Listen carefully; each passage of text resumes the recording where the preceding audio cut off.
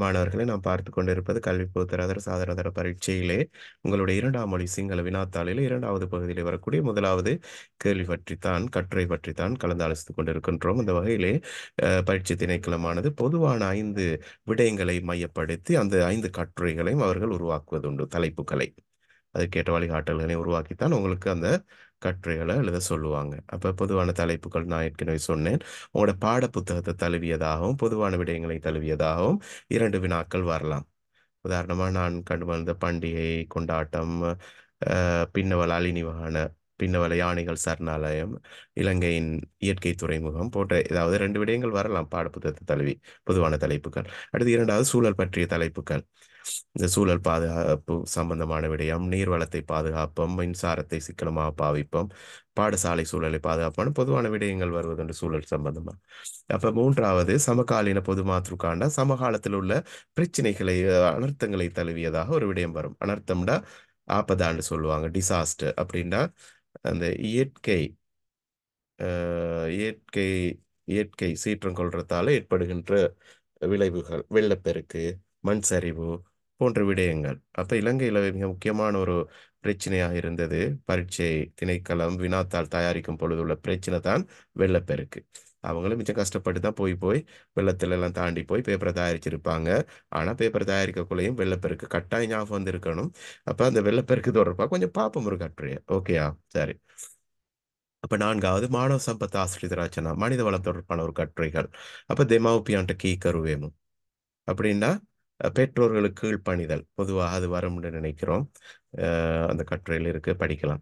அடுத்தது அசரணையான்ட்ட பிகிட்ட வேமோ. என்ன பவலாக்ஷான், என்ன எக்ஸாமுக்கு வந்துச்சு கட்டுரை உங்களுக்கு? அசரணையன்ட்ட பிகிட்டவேமோ சார். ப்ரொவின்சியல் என்ன மாகாணம்? Eastern province. கிழக்கு மாகாண கல்வி வலயத்தால் தயாரிக்கப்பட்ட பேப்பர்ல நம்ம படிச்ச ஒரு தலைப்பு வந்திருக்கு, அசரணையான்ட்ட பிகிட்ட வேமோ. நான் இதை எங்க எடுக்க இல்லைன்னா அது ஏற்கனவே உழவலுக்கு வந்த மாதிரி ஞாபகம் இருக்கு, அதனால இங்க எடுக்கல. ஆனால் நம்ம படிச்சிருக்கிறோம் அசரணையான்ட்டு பிகிட்டவேம், இயலாதவர்களுக்கு உதவும்ன்றது. பொதுவாக இந்த ஆசிரியர்களுக்கு மரியாதை செலுத்தும் அதெல்லாம் வந்துடுச்சு. இந்த பெற்றோர்கள் எவ்வளவு பாடுபடுறாங்க என்ன, அவங்கள பத்தி இது வரைக்கும் வர இல்லை. ஆனா வரும்ன்ற ஒரு நம்பிக்கையில படிக்கலாம். வராட்டியும் கூட எங்கேயாவது ஒரு மனித வளம் தொடர்பான விடயங்கள் வரக்குள்ள சேர்த்து அப்படி சேர்த்து எழுதுறது தானே என்ன. அப்ப பெற்றோர்களுக்கு கீழ்ப்பணிதல், மா பிரியகரண வித்வத்தா, நான் விரும்புகின்ற எழுத்தாளர், வித்வத்தான நான் விரும்புகின்ற அறிஞர், மா பிரியகரன் லேக்கிகா நான் விரும்புகிற எழுத்தாளர், நான் விரும்பும் பெரியார் என்ற கொள்ள அம்மா அப்பா பிடிச்சி எழுதுறது இல்லை. பெரிய இலங்கையில புகழ் பெற்ற ஒரு நபரை பத்தி எழுதுறது, அல்லது எழுத்தாளர்னா எழுத்தாளரை பத்தி நீங்க உங்களுக்கு எழுதலாம். யாராவது நீங்க விரும்புகிற எழுத்தாளரை. ஜாதிக சமகிட்டு பாஷா வேதகாத்காம, இது ஒரு இந்த தலைப்பு மனித வளத்துல இல்ல வரணும், மேல உள்ளதுல வரணும். அந்த இன ஒற்றுமைக்கு மொழியின் முக்கியத்துவம் மிக முக்கியமான தலைப்பு பிள்ளைகளே. இன ஒற்றுமைக்கு மொழியின் முக்கியத்துவம். அப்ப அதையும் ஒரு தலைப்பை நம்ம கட்டாயம் பார்க்கணும். ஏன்னா அந்த மொழி தொடர்பாக தானே படிக்கிறோம். அப்ப அது தொடர்பான கற்று வர வாய்ப்பு அதிகம். சுந்தரலாமாலோக்கிய, அழகிய சிறுவர் உலகம், அதுவும் அற்புதமான ஒரு தலைப்பு தான்.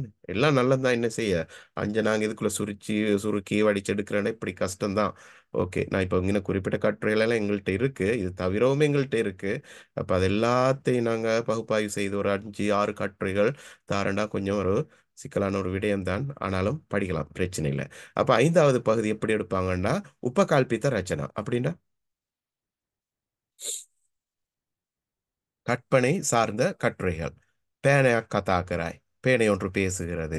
மம வைத்தியரை கூவானாம், நான் ஒரு வைத்தியரானால். கசக் கதாக்கராய், மரம் ஒன்று பேசுகிறது. புட்டு அக்கதாக்கராய், சாரி பந்து அக்கதாக்கராய், பந்து ஒன்று பேசுகிறது. நம்ம வகுப்புல படிச்சோம் ஏதோ ஒரு பொருளை பத்தி, ஞாபகம் இருக்கா? ஓ சார், பரணக்குடை. பாரண கூடை அக்கதாக்கராய், பழைய கூடை ஒன்று பேசுகிறது. அப்போ ஒரு பொருளை பத்தி, ஒரு நபரை பத்தி, ஒரு மிருகத்தை பத்தி அப்படியும் வரலாம். யாச்சிக்கு கதாக்கராய், ஒரு யாசகன் பேசுகிறான், யாசகனின் சுயசரிதை. அப்படி அந்த பெரிசா உங்களுக்கு வரப்போறது இல்லை, உங்களுக்கு விலகக்கூடிய மாதிரி தான் தலைப்புகள் வரும். அதை நம்ம பார்க்கலாம் போது ஏதாவது ஒரு கற்பனை கட்டுரையும் சேர்த்து பார்க்கலாம். ஓகேயா? சரி. இப்படித்தான் உங்களுக்கு 5 விடயங்களை மையப்படுத்தி எடுப்பாங்க. வரக்கூடிய கட்டுரை எதுன்றதை பத்தி நம்ம அடுத்தடுத்த வகுப்புகள்ல படிக்கலாம் கட்டுரைகளையும். அப்ப அவங்களுக்கு அந்த கட்டுரைகளுக்கு எப்படி புள்ளிகள் வழங்கப்படுது, அந்த கட்டுரைகளை எப்படி திருத்துறாங்க, என்ன நுட்பங்களை பின்பற்றுறாங்க அப்படின்ற விடயத்தை நீங்க கட்டாயம் தெரிஞ்சு கொள்ளணும் பிள்ளைகளே. கட்டாயம் தெரிஞ்சு கொள்ளணும். அப்பதான் அவங்களுக்கு ஏற்ற மாதிரி உங்களோட கட்டுரையை வடிவமைக்கலாம். அப்ப புள்ளிகளை கொஞ்சம் கூடுதலா பெற்றுக்கொள்ளலாம். இல்லாட்டா அவங்களோட ஸ்கீம் வேற, நம்ம எங்கேயோ போறேன்டா சரி வருமா? லக்ஷாயினி சரி வராது தானேன்னு. அன்சிஃப் உங்களுக்கு என்ன சார். கட்டுரை வந்துச்சு? உங்களோட ப்ரொவின்சியல் எக்ஸாம் எல்லாம் முடிஞ்சிருச்சு எல்லாருக்கும். சொல்லுங்களேன், எங்கட கட்டுரைகள் ஏதாவது வந்துடுச்சா இல்லையா? ஏன்டா அந்த யூடியூப்ல பேப்பர் இன்னும் தரல சார் எங்களுக்கு. யூடியூப்ல உள்ளவங்களுக்கு தெரிஞ்சு கேட்டேன். போட்டு இல்ல கட்டுரை என்ன வந்துச்சு உங்களுக்கு? யாரு? பவலக்ஷாயினிக்கு அசர்ன்ட்டு பிஹிட்டோயும் நம்ம பார்த்த கட்டுரை. Very good. ஒரே நம்ம ப்ரொவின்ஸ் தான் பார்த்தேன் சார். சார். என்கிட்ட பேப்பர் இருக்கு. ஒரே இதான். Right right right. அன்சேஃப் பாஷாக்கு அந்த ஒரு வந்தேன்னு சொன்னீங்கன்னு. பாஷா வந்தவர் சார். அஹ்? ஓம் சார் பாஷா வந்தவரான் சார் வந்துச்சு. மொழி மொழி பாசறை மொழி முகாம் வந்துருச்சு. Very good. வேற பிள்ளைகள் சொல்லுங்க, ஏதாவது கட்டுரைகள் வந்துருச்சா? டெக்ஸ்ட் பாக்ஸ்ல சார் சரி අපේ போடுங்க. ගෙවත්ත වඳිංචි அஹ்? අපේ ගෙවත්ත அப்பேகே வாத்து. Very good. எங்கள் வீட்டு தோட்டம். Very good. வேற? பொது தேப்பல் ஆரக்ஷாகரமு. பொது தேப்பல ஆரக்ஷாக்கரம். ரைட். பொது தேப்பல, அது பொதுவான தலைப்பு. Very good. அதாவது பொது சொத்துக்களை சாமியின் பொது சொத்துக்களை சமகியின் ஜீவிதము. பொது சொத்துக்களை பாதுகாப்போம். Wow super. வேற?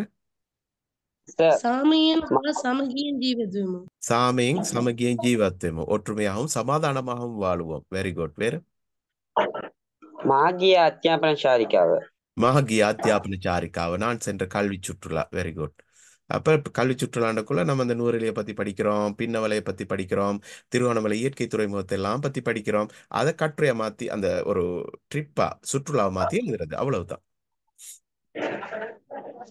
அடுத்து சாமியும் சமகியும் ஜீவத்தை மூண்டு தந்திருக்கு தானே பிள்ளைகள், நல்லா ஞாபகம் வச்சுக்கொள்ளுங்க. சாமியும் சமகியும் ஜீவத்தை மூண்டா கட்டாயம் அங்கு தொக்கு நிற்கிற அந்த உள் கருத்து என்ன? இன ஒற்றுமையத்தான் வலியுறுத்தப்படுகிறது. இலங்கை போன்ற நாடுகள்ல இன ஒற்றுமை மிக முக்கியம்.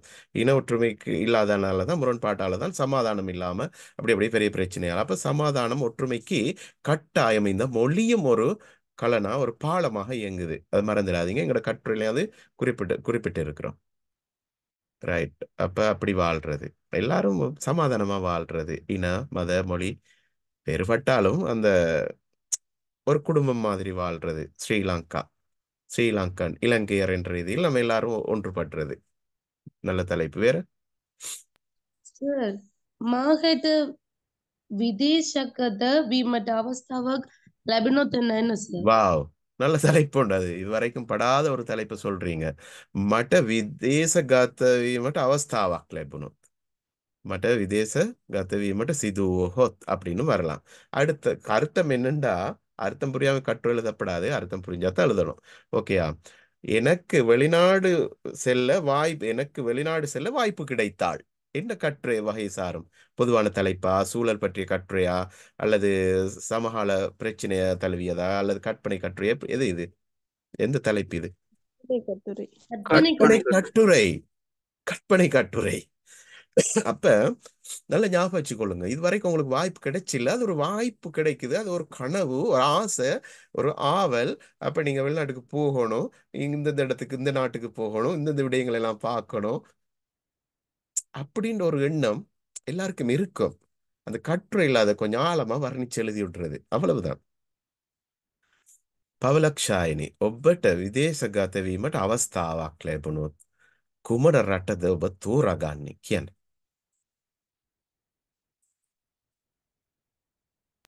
England sir.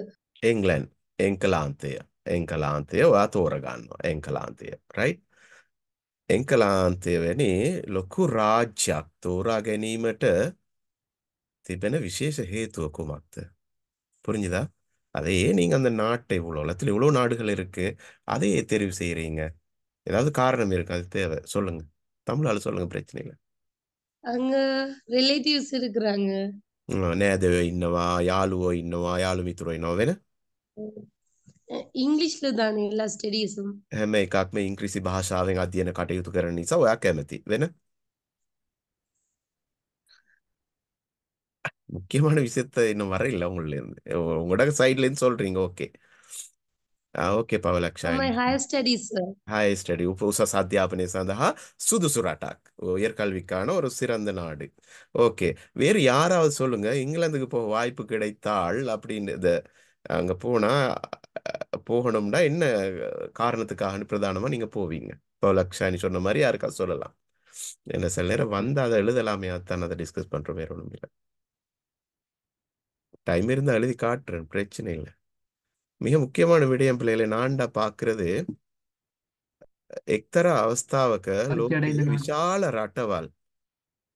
විශාල රටවල් එංකලාන්තයේ විජිත පාලන විජිත යටතේ ඉංග්‍රීසි පාලන විජිත යටතේ තමයි බොහෝ රටවල් තිබුණේ එංකලාන්ත පාලනය යටතේ. එංගලාන්තයේ පාලන විජිත යටතේ ඉන්දියාව වෙන්න පුළුවන්, ශ්‍රී ලංකාව වෙන්න පුළුවන්, ආසියානු විශාල රටවල් බ්‍රිතාන්‍ය රාජ්‍ය යටතේ තමයි ඉතිහාසයේ තිබිලා තියෙන්නේ.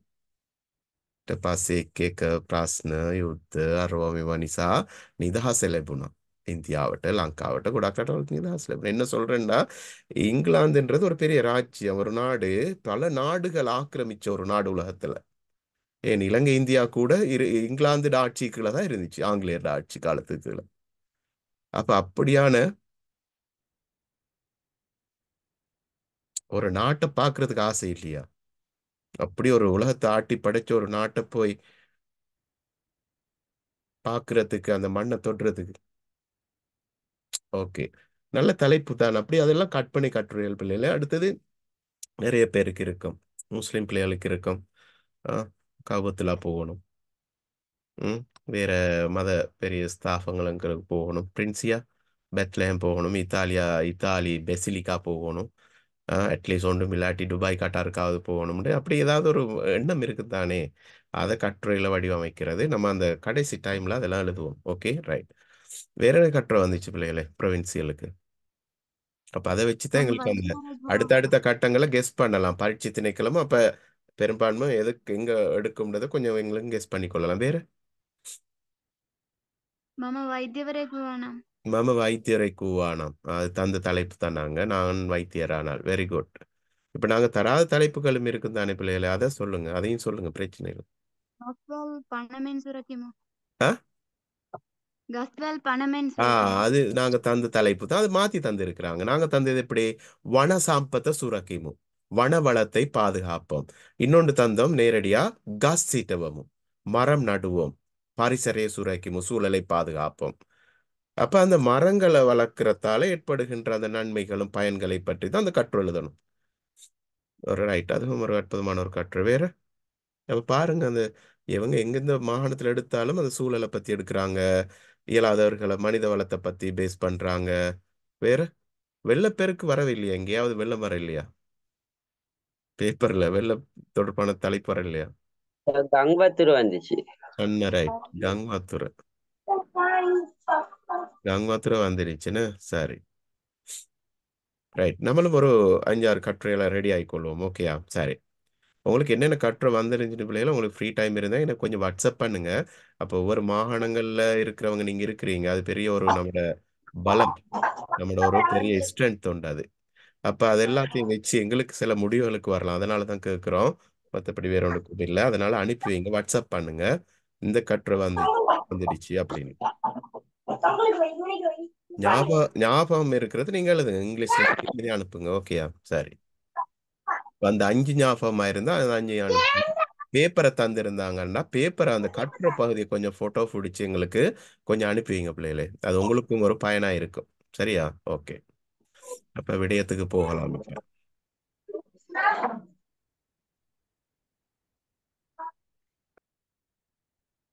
சரி, அப்ப இந்த கட்டுரைன்ற விடயம் பெருசா யோசிக்காதீங்க.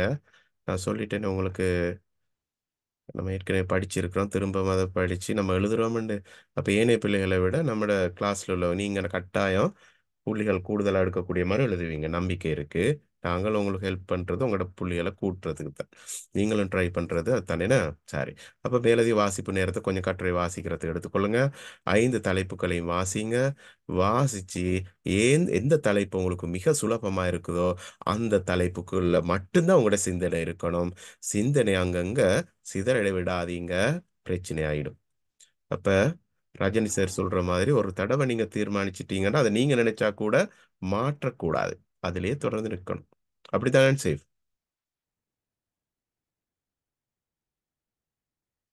பவலாச்சானே அப்படித்தானே? மனசுல ஒன்று பட்டா அந்த இடத்துல இருக்கணும். அப்ப ಹೌದು பாருங்க. ಸರ್. ஆ பிராஸ்னேயா முதலாவது. இதுல பாருங்க கட்டுரையில என்ன அறிவுறுத்தல் தந்திருக்கிறாங்கன்னு பாருங்க. சிங்களத்துல இருக்கு, நான் தமிழாலையும் சொல்லுவேன். இதெல்லாம் தலையில வச்சுக்கொள்ளுங்க. ரைட்? கட்டுரை அது பிறகு எழுதலாம். பிராஸ்னேயா வினா உண்டு. அபேக்ஷன் அப்படின்னா எதிர்பார்ப்பு. என்ன எதிர்பார்க்கிறாங்க உங்களோட கட்டுரையில? இப்ப சொல்றேன் கேளுங்க. තෝරාගත් මාතෘකාවේ සෑම අංගයක් ගෙනම සලකා බලමින් ඡේද බෙදා කරුණු ගෙන හැර දැක්වීම මගින් සංක්ලේශන හා විශ්ලේෂණ හැකියාව ප්‍රදර්ශනය කිරීම. அவ்வளவுதான். புரிஞ்சதோ தெரியல. என்ன சொல்றாங்கன்னா, கருத்து சொல்றேன் கேளுங்க. நீங்க எப்படியோ கஷ்டப்பட்டு வாசிச்சு விளங்கி ஒரு தலைப்பை தெரிவு செஞ்சிட்டீங்க. பாருங்க. தோராகத் மாத்ருகாவே அப்படின்னா தெரிவு செய்யப்பட்ட தலைப்பை மையப்படுத்தி தலைப்பை நீங்க தெரிவு செஞ்சிட்டீங்க. தெரிவு செஞ்சது அப்புறம் என்ன செய்யணும்? சேம் ஆங்கியாக்க நம்ம சலக்கா பலமீன் எல்லா பகுதிகளையும் கவனத்தில் கொள்ளணும்ன்றது கைட்லைன்ஸ். ஒரு கேள்விக்கு கீழே 5 கைட்லைன்ஸ் தருவாங்க, பாயிண்ட்ஸ் ஃபார்ம். அப்ப அதையும் நீங்க கன்சிடர் பண்ணி சேதபெதா அப்படின்னா பந்தயம் பிரித்து, வெரி குட், பந்திகளை அமைத்து. நீங்க நினைக்கப்படாத ஒவ்வொரு கைட்லைனுக்கு ஒவ்வொரு பந்தி அமையணும் அப்படி இல்லை. 2 பந்தி 3 பந்திலையும் அமையலாம். அந்த பாயிண்ட்ஸ் வந்து நீங்க அமைகிற மாதிரி எழுதணும். நாங்க உங்களுக்கு தர அட்வைஸ் என்னன்னா, அந்த ஒவ்வொரு பாயிண்ட்ஸுக்கு ஏற்ற மாதிரி ஒரு சின்ன பந்தியை சரி எழுதுங்க. அப்போ அந்த அந்த பாயிண்ட்ஸுக்குரிய விடயம் புள்ளி வரணுமே, போடுவாங்களே, அதுக்கு தான் அப்படி சொல்றோம். அப்ப பந்தி பிரிக்கிறது மிக முக்கியம். ஒரே பந்தியில் எழுதுறது இல்லை. 100 சொற்களை ஒரு பந்தியில் எழுதலாம். எழுத முடியாதா? எழுதலாம். ஆனாலும் 25 வரக்கூடிய மாதிரி கொஞ்சம் கூடினாலும் பரவாயில்ல, எழுதுங்க. குறைஞ்சா சிக்கலாகும். குறைஞ்சா என்ன பாதிப்பு ஏற்படும்ன்றது நான் சொல்லுவேன். எவ்வளவு புள்ளி குறையும்ன்றதையும் சொல்லுவேன். அப்ப சேத பேதா அதாவது பந்தி பிரித்து கருணுகெனஹர அப்படின்னா ஒவ்வொரு அந்த கருணுன்னா அந்த விடயம், அந்த ஒவ்வொரு பாயிண்ட்ஸையும் நீங்க அப்படி பந்தியா கொண்டு போகணும். புரியுதா பிள்ளைகளே? அதை காட்டுறதினூடாக சங்லேஷனேஹா விஸ்லேஷனேயா. அது என்னது புதிய சொற்கள்? யாருக்காவது தெரிஞ்சா சொல்லுங்க. சங்லேஷனேசா விஸ்லேஷனேன்னு என்ன பிள்ளைகளே? புரியலையா? அன்சேஃப் கட்டுரை விட இது கஷ்டமா இருக்குன்னு இதை புரிஞ்சு கொள்றது. இது உங்களுக்குரிய விடயம் இல்லை, ஆசிரியர்களுக்குள்ள விடயம். இல்ல சார். ஆசிரியர்களுக்குள்ள விடயம். அதனால ஆசிரியர்கள் சொல்லட்டும், என்ன நான் சொல்றேன், பிரச்சனை இல்லை. இது உங்களுக்கு தேவையில்லாத விஷயம். தேவையில்லைண்டா இதெல்லாம் இந்த இப்ப பெரியான சொற்கள் எல்லாம் உங்களுக்கு தேவையில்லை தானே. அது நாங்க விளங்க பிரிச்சு நான் சொல்றேன் கேளுங்க. சங்லேஷன் சொல்றது இந்த இருக்கிறாங்க. வசியா இல்லை, இன்னைக்கு வசியா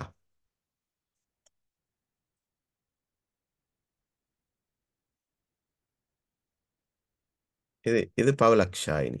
ஓகேயா? என்ன பவலக்ஷாயினி ரொம்ப நாளா இருக்கிறீங்க.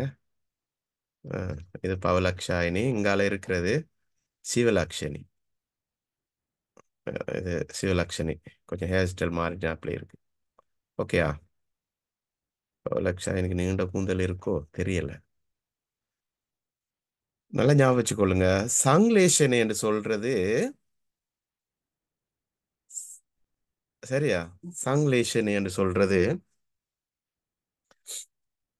இவங்களில் உள்ள பவலக்ஷாயின் உள்ள விசேட திறமைகள், குணங்கள் இருக்கும். அறிவுத்திறன் இருக்கும். அடுத்தவங்களுக்கு உதவுற மனப்பான்கு இருக்கும்.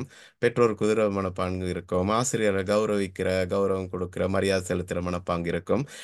நல்ல டைம் மேனேஜ்மெண்ட் இருக்கும். நல்லா படிக்கிற, எல்லோருக்கும் உதவி செய்யக்கூடிய நல்ல பண்புகள் எல்லாம் நிறைய அடங்கிய ஒரு මානවියා இருக்கிறதா இருந்தா සියලු කරුණු කාරණා තිබේ නම් අන් අයට උදව් කිරීම, ඒ වගේම චර්යා ධර්මයෙන් ගොඩාක් පොහොසත් නම් ගොඩාක් කාල කළමනාකරණය කිරීමෙන් අධ්‍යයන කටයුතු වල නිරත වෙනවා නම් ඒ පවලක්ෂායනිව අපි සංශ්ලේෂණය කර තිබෙනවා. அப்படின்னா அந்த பவலக்ஷாயனை பத்தி நம்ம ஒரு சுயவிவர மதிப்பீடை கொண்டு வந்திருக்கிறோம். அவங்க இப்படி இப்படி இப்படின்னு. இந்த விஷுவலேஷன் என்ன அவங்கள கொண்டு போய் இன்னொருத்தரோட கம்பேர் பண்ணி பார்க்கிறது சிவலக்ஷணியோட. அப்ப சிவலக்ஷணி வந்து கொஞ்சம் படிப்புல கொஞ்சம் வீக் தான், தூக்கத்துல கொஞ்சம் ஓவரா தூங்குறாங்க, சாப்பிட்றது கொஞ்சம் ஓவரா தூங்குறாங்க, ஆனா ஃபேஷனபிளா இருக்கிறாங்க, ஊர் சுத்துறது விருப்பம், ஊர்பலாய் கலறது விருப்பம், அப்படி இப்படி அப்படி ஒரு உங்களை இன்னொருத்தரோட ஒப்பிடுறது, ஒரு விடயத்தை இன்னொருத்தரோட ஒப்பிடுறது விசுலேஷனே பகுப்பாய்வு செய்தல். புரிஞ்சுதா? இப்ப கட்டுரைக்கு இது எப்படி சம்மந்தப்படும்னா நல்லா ஞாபகம் வச்சுக்கொள்ளுங்க. ஒரு டாபிக் இருக்கும் தானே, வன சம்பத்த சுரக்கிமு, வனவளத்தை பாதுகாப்போம்டா அந்த விடயங்களோடயே அப்படி போறது. அப்ப அதை விஷுவலேஷனே சில நேரம் அதை பகுப்பு கம்பேர் பண்ணணும். எப்படி? மரங்களே இல்லாத ஒரு நிலை ஏற்பட்டால் எமது சூழலுக்கு என்ன பாதிப்பு ஏற்படும்? பாலைவனம் போல காட்சி அளிக்கும், நிலங்கள் வறண்டு போகும், நீர் கிடைக்காது, மிருகங்களும் உயிரினங்களும் மனிதர்கள் ஜீவராசிகள் அனைத்தும் ஸ்கூலுக்கு போக மாட்டேங்குது. உயிரினங்களும் பல அனர்த்தங்களுக்கு பல சிரமங்களுக்கு உட்படுவார்கள். அப்ப இருந்தா எப்படி, இல்லாட்டி எப்படி? ஆக்சுவாலிட்டி இருக்குது இந்த விஷயம், மற்றவங்கள்ட்ட இல்லாட்டி அந்த அவங்களோட கேரக்டர் எப்படி இருக்கும்? அதுக்கு தான் சொல்றது சங்லேஷனை சகா விஷுவலேஷனே. அப்ப அது கட்டுரையில கட்டாயம் அது இருக்கணும்.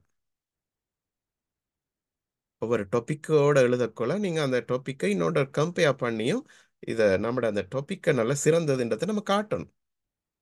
ஒருத்தர் சிறந்ததுன்ற காட்டுறதா இருந்தா இன்னொருத்தரோட ஒப்பிடணுமா, ஒப்பிடக்கூடாதா? அவரோட சிறப்பில்லாத அவரோட கொஞ்சம் குறைஞ்ச ஆளோட ஒப்பிட்டாத்தானே இவர் சிறந்தவர்னு தெரியும். பவலக்ஷானி புரியுதா நான் சொல்றது? ஓகே. ரைட். அப்ப அந்த ரெண்டு விடயம் மிக முக்கியம். எழுதக்குள்ள அது மனதுல கொண்டு எழுதுங்க. ரைட். එකිනෙකට සම්බන්ධ වන සේ වාක්‍ය ලිවීම. ஒரு பந்தியை நீங்க எழுதுறீங்க, அந்த பந்தியில் எழுதுற ஒவ்வொரு வாக்கியமும் அடுத்தடுத்த வாக்கியங்களோட ஒரு இணைப்பை, ஒரு தொடர்பை ஏற்படுத்தக்கூடியதாக அமைய வேண்டும். புரியுதா சொன்னது? முதல் வாக்கியத்தை எழுதுறீங்க, முற்றுப்புள்ளி வைக்கிறீங்க. அடுத்த வாக்கியத்தை எழுதுறீங்க, முற்றுப்புள்ளி வைக்கிறீங்க. ஓகேயா? அப்ப இலங்கையை பத்தி எழுதுறேன்னா ஸ்ரீலங்காව இந்திய මහසාගරයේදී සුන්දර දූපතකි. මෙය පළාත් 9කින් සහ දිස්ත්‍රික්ක 25කින් සමන්විතයි. அப்படின்னு ஒரு தொடர்போட போகுது பாருங்க. அந்த ஒவ்வொரு வாக்கியத்தோட அடுத்தடுத்த வாக்கியங்களோட ஒரு தொடர்பு, ஒரு ஸ்டெப், ஒரு படிக்கற்களாக அப்படி இப்படி ஒரு தொடர்பா போய்கொண்டிருக்க வேண்டும். அதுக்கு அதையும் பார்க்கறாங்க. அக்ஷர விஞ்ஞாசிய அக்ஷர விஞ்ஞாசியம் என்ன? எழுத்து எழுத்து ஞானம். எழுத்து பிழைகளற்ற எழுத்துக்கள் இருக்கணுமா? விராம லக்குணு கட்டாயம் இருக்கணுமா? விராம லக்குணுண்டா ஸ்ரீலங்காவ லස්සන දූපතකි. இந்த வாக்கியம் சரியா?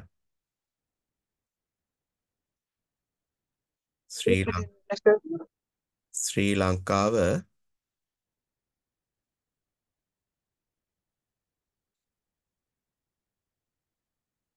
எழுதுறதால பிரச்சனை இருக்கு. ஸ்ரீலங்காவ லස්සන දූපතකි அப்படின்னு என்ன? இலங்கை அழகான தீவாகும். இலங்கை ஓர் அழகிய தீவாகும். ஸ்ரீலங்காவ லස්සන දූපතකி. கீண்டா என்ன அர்த்தம்? ஆகும். ஆகும். ஒன்றாகும். ஒன்றாகும். இலங்கையோர் அழகிய தீவாகும். இப்ப இது சரியா அந்த வாக்கியம்? இது பிழை. இலக்கிய ரீதி இலக்கண ரீதியா பிழை. என்ன பிழை? முற்றுப்புள்ளி. முற்றுப்புள்ளி இல்ல. இந்த முற்றுப்புள்ளிக்கு தான் விராம லக்குணுன்னு சொல்றது. விராம லக்குணு ஒரு வாக்கியம் முடிஞ்சுன்னா முடிஞ்சு முற்றுப்புள்ளிய வைங்க. அடுத்த வாக்கியம் தொடங்கி முடியக்குள்ள அடுத்த முற்றுப்புள்ளிய வைங்க. முற்றுப்புள்ளி இல்லாட்டி என்ன செய்வாங்கடா, அதை ரவுண்ட் பண்ணி நிறைய இருந்தா அதுக்கு ஒரு குறிப்பிட்ட புள்ளி தொகையை குறைப்பாங்க. பத பெதாலிவீம பதங்களை சொற்களை பிரிச்செழுதுறது.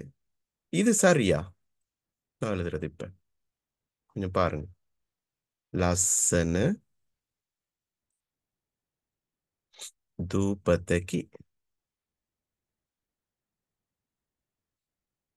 இது சரியா? சொல்லுங்க. இது பதம் பதம் சொற்கள் பிரிச்சு எழுதப்பட்டிருக்கா? இது எல்லாத்தையும் பிடிச்சி Yes. ஒரே சொல்லில் எழுதியிருக்கிறோம், பாத்தீங்களா? இது எல்லாத்தையும் பிடிச்சி ஒரே சொல்லில் ஒரே பதத்தில் எழுதியிருக்கிறோம். ஒரே பதத்தில் எழுத முடியாது. பதம் பிரிச்சு எழுதுறேன்டா, லஸ்ஸன்ன்றது வேறையா வரணும், தூபத்தைக்குன்றது அடுத்த பதமா வரணும். சில பிள்ளைகள் அந்த தெரியாததுக்கு ரெண்டு சொற்களையும் சேர்த்து சேர்த்து எழுதி விட்டுறது. அதை ரெண்டையும் ரவுண்ட் பண்ணி இப்ப அதுக்கு ஒரு புள்ளிகளை குறைக்க பார்ப்பாங்க. புள்ளிகள் குறையிற விதமே கவனம். அதெல்லாம் உங்களுக்கு தெரிஞ்ச விஷயங்கள் தான். ஆனா கணக்கு எடுக்கிறதுல நிறைய பேர். அதனாலதான் இந்த நிறைய அந்த திறமையான பிள்ளைகளுக்கு தான் அந்த விஷயங்கள் நடக்கிறது. எழுதாதவங்களுக்கு குறையிறதுக்கு இல்லையே, எழுதுறவங்களுக்கு தான் புள்ளிகள் குறைகிறது. அப்படித்தானே? அடுத்தது பிரகாசன ஹெக்கியாவ் பிரதர்ஷனே கிரீம. பிரகாசன ஹெக்கியாவன்னா நீங்க முற்றுப்புள்ளி சரியா வச்சிருக்கிறீங்க, எழுத்துக்களையும் சரியா எழுதியிருக்கிறீங்க, இலக்கண அமைப்புல வாக்கியங்களையும் எழுதியிருக்கிறீங்க. ஆனா தலைப்பு எங்கேயோ, உங்களோட எழுதின விடயங்கள் எங்கேயோ இருக்கு. பிரகாசன ஹெக்கியாவ அது தெரியப்படுத்துற விதம் பிழையா இருக்கு. மரம் நடுவோட தலைப்பை போட்டுட்டு நீங்க எழுதுறது என்னது? மண்ணரிப்பை தடுப்போம், மண்ணரிமானத்தை தடுப்போம். பாரிசரிக்க தூஷணே வளர்க்காமோ, சூழல் மாசடைதலை தடுப்போம். சரி வருமா? சூழல் தான், ஆனா வேற வித்தியாசமா போறீங்க. ஆகவே நீங்க அந்த தலைப்புக்கு ஏற்ற மாதிரி விடயங்களை அறிவிக்கணும். அந்த அந்த அறிவுத்திறனுக்கு தான் பிரகாசன ஹெக்கியாவன்னு சொல்றது. ரைட். அப்ப அதெல்லாம் கவனிக்கிறாங்களாம். ஓகேயா? நோக்கமாம் கட்டுரையிட. அப்ப இக்கணும் பலன் என்னது? கற்றல் தேர்ச்சி மாத்ருக்காவட்ட அளவு காரணம் பெல காஸ்வாய். அதாவது தலைப்புக்கு ஏற்ற மாதிரி நீங்க விடயங்களை கொடுக்கணும். அது ஏற்கனவே சொன்னதுதான். மாத்ருகானுகூல ரச்சனாலியாய். அதாவது தலைப்புக்கு ஏற்ற மாதிரி, தலைப்பு தாண்டி அங்காலங்கால போகப்படாது. அப்படின்னா மட்டும்தான் புள்ளியை சரியா கொடுக்க சொல்றாங்க. அப்ப எப்படி இந்த புள்ளிகளை பிரிக்கிறாங்கன்னு அதையும் கவனிங்க.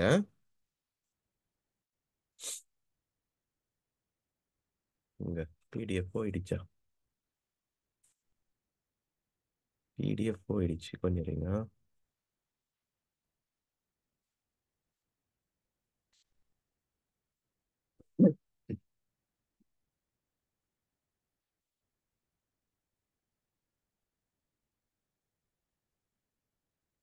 இப்போ டிரெக்டா விஷயத்துக்கு வருவோம். ஒன்றும் அவசரப்படாதீங்க. கட்டுரையில் எழுதுகிற பெரிய விஷயம் இல்லை. ஆனால் அந்த விடயங்கள் நீங்கள் கட்டாயம் தெரிஞ்சு கொள்ளணும் பிள்ளை. அதனால சொல்கிறேன். இதெல்லாம் யாரும் சொல்லி தர மாட்டாங்க. ஏன்னா இந்த கரெக்ஷன் பேனல் போர்டில் உள்ளவங்களுக்கு, இந்த பேப்பர் உள்ளவங்களுக்கு தான் அந்த விஷயங்கள் விளங்கும். சும்மா ஒரே படித்ததுக்கு சரி வராது. அப்போ அந்த டார்கெட்டோட படிக்கணும். ம், சரி. அப்போ எப்படி புள்ளிகளை பிரித்து வழங்குறாங்கன்னா பாருங்க.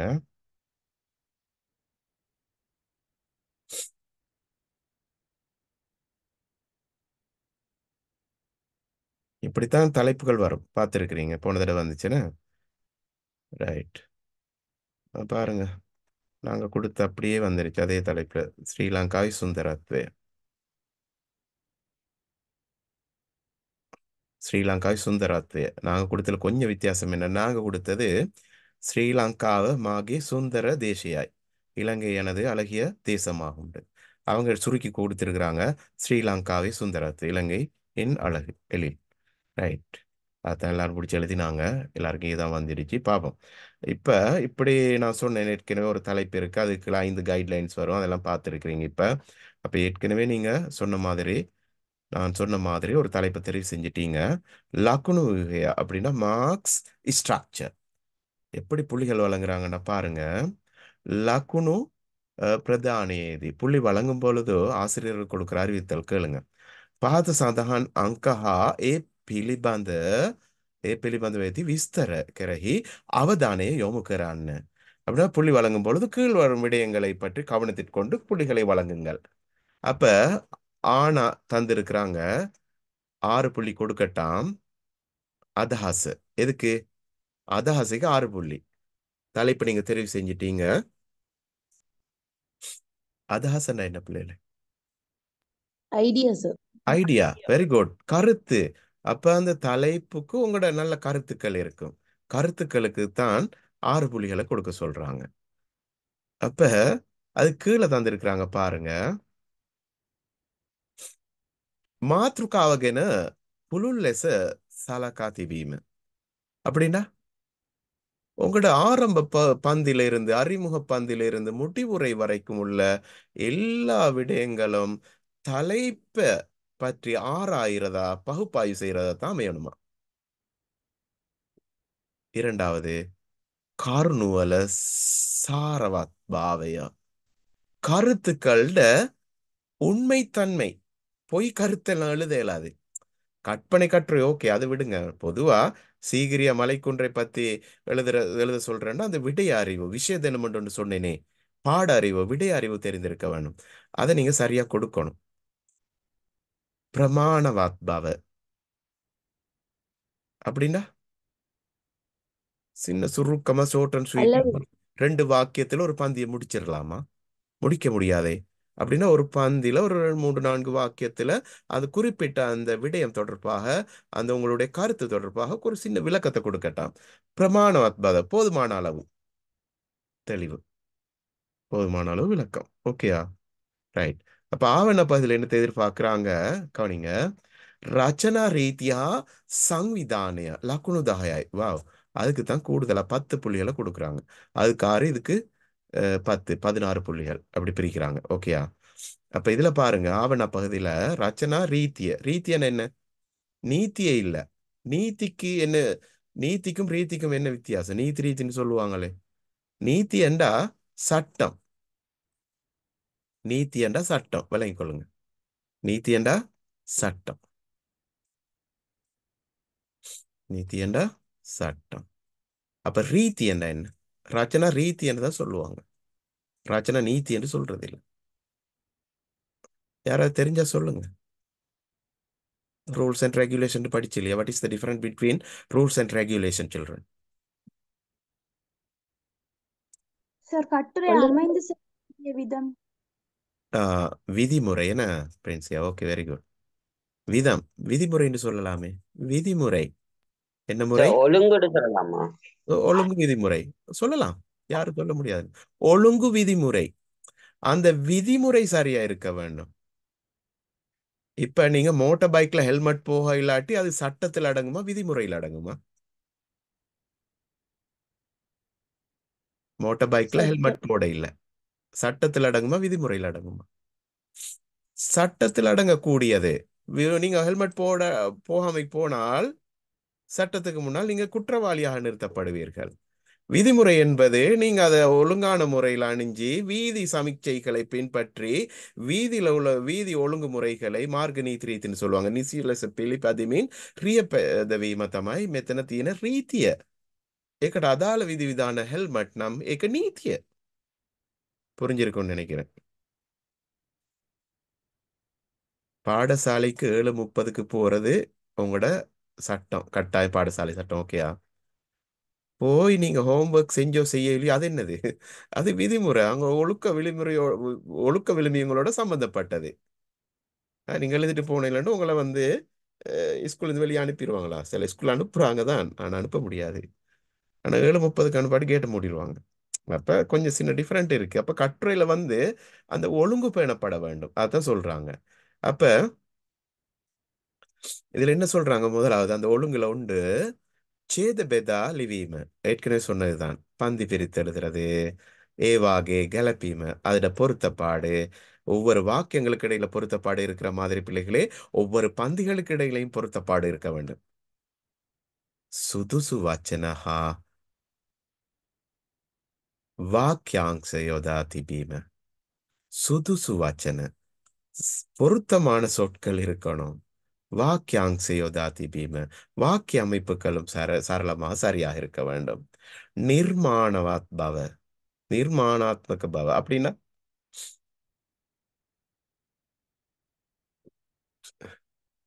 நான் ஒரு கற்பனை கட்டுரை உங்களுக்கு படிச்சு தந்தேன். உங்களுக்கு அந்த கட்டுரை ஒன்று சப்மிட் பண்ண ஞாபகம் இருக்கா?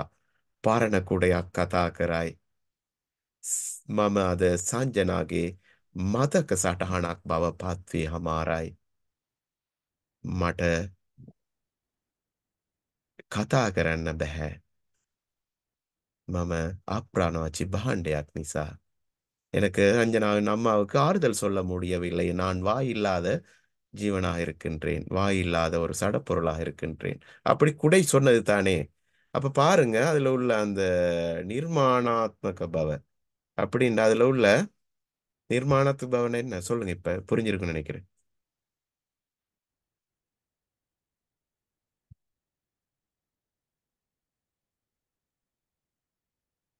படைப்பு, கிரியேட்டிவிட்டி, உங்களோட அந்த வித்தியாசமான ஆழமான அந்த கருத்து சிந்தனை, அந்த வித்தியாசமான அந்த கற்பனை சிந்தனை, அதுதான் அவங்களோட நிர்மாணம். கிரியேட்டிவிட்டின்னு சொல்லுவாங்க ஆங்கிலத்துல. ஒருத்தரும் சொல்லாத செய்யாத நீங்க புதுசா உருவாக்குறது. அது நல்ல விடயமா இருக்கணும். கிரியேட்டிவிட்டி இருக்கணும். நிவரதி வாச்சன பாவித்தையா, சரியான பதப்பிரயோகங்கள், சொற்பிரயோகங்கள் இருக்க வேண்டும். வெரதி லெச லியாயத்தி எக் இப்ப பாருங்க புள்ளில எப்படி குறையுதுன்னு சொல்றாங்க. வெரதி லெச லியாயத்தி எக் வாச்சனேக்கட் லக்குனு எக்க பேக்கிங்.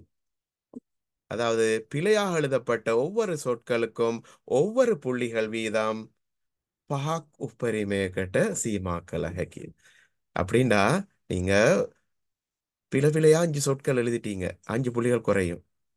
அதை 5க்கு வரையறுக்கட்டாம், லிமிட் பண்ணட்டாம். அப்படின்னா 5 சொற்கள் பிழையா இருந்தா ஒரு 3 மார்க்ஸை குறைக்கிறது.